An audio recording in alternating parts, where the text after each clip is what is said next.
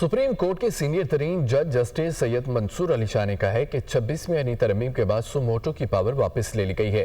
ये भी climate change जितना ही बड़ा इशू है। पाकिस्तान को मौसमियाती इमरजेंसी का सामना है।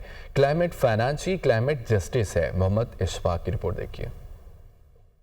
लाहौर की निजी यूनिवर्सिटी में माहौलियाती तब्दीलियों से मुतल्लिक कॉन्फ्रेंस का इनेकाद। सुप्रीम कोर्ट के सीनियर तरीन जज जस्टिस सैयद मंसूर अली शाह की खुसूसी शिरकत। कॉन्फ्रेंस से खिताब में जस्टिस सैयद मंसूर अली शाह ने कहा कि क्लाइमेट फाइनेंस ही क्लाइमेट जस्टिस है। पाकिस्तान को मौसमियाती इमरजेंसी का सामना है। अदालतों ने हमेशा मौसमियाती इमरजेंसी के केसेस को संजीदा लिया। Food security, disaster management, water security समेत दीगर अवामिल पर गौर करने की जरूरत है। और climate finance is the new climate justice. Climate justice encompasses health security, food security, energy security, water security, human displacement, human trafficking, and disaster management, recognize the intricate interplay between these sectors. Justice Syed Mansoor Ali Shah ने मजीद कहा कि गुज़श्ता 7 साल में मौसमियाती तब्दीलियों के हवाले से कोई काम नहीं हुआ। केसेस में अदालतों ने हिदायत जारी की, लेकिन ग्राउंड पर कुछ नहीं हुआ। क्लाइमेट फाइनेंस ही क्लाइमेट जस्टिस दे सकेगा। 26वीं आईनी तरमीम के बाद सो मोटो की पावर वापस ले ली गई। ये भी क्लाइमेट चेंज जितना ही बड़ा इशू है। The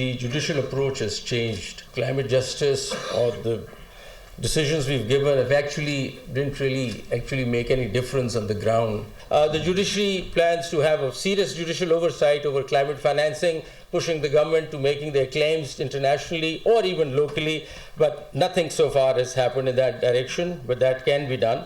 जस्टिस सैयद मंसूर अली शाह का मजीद कहना था कि हमारे यहाँ एडमिनिस्ट्रेशन के मसाइल हैं। लगता है हुकूमत के पास अभी इतने पैसे नहीं हैं। अदालतें समझती हैं कि क्लाइमेट फाइनेंस को बुनियादी हक समझना होगा।